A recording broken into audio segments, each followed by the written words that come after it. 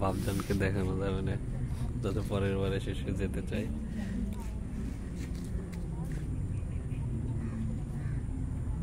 চলো হাই কাকি, পরে দেখা হবে।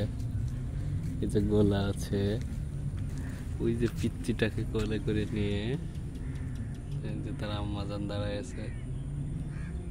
আচ্ছা এখন যাই। ও এটা একটা পালকি, আদিম যুগের সেই বিয়ে শাদীর কাজে ব্যবহৃত হতো না? এটা কি বউ আয়নাখড়ি রান্নাঘরে? আচ্ছা রান্না করে। এখানে আছে ধান ক্ষেত, এদিকে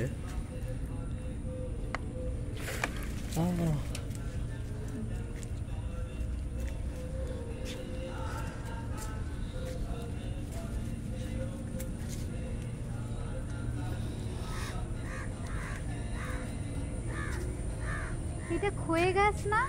হ্যাঁ, আগের দিন আমি আর দাদা খয়ে গাছ সম্পর্কে বলছিলাম বৌদিকে।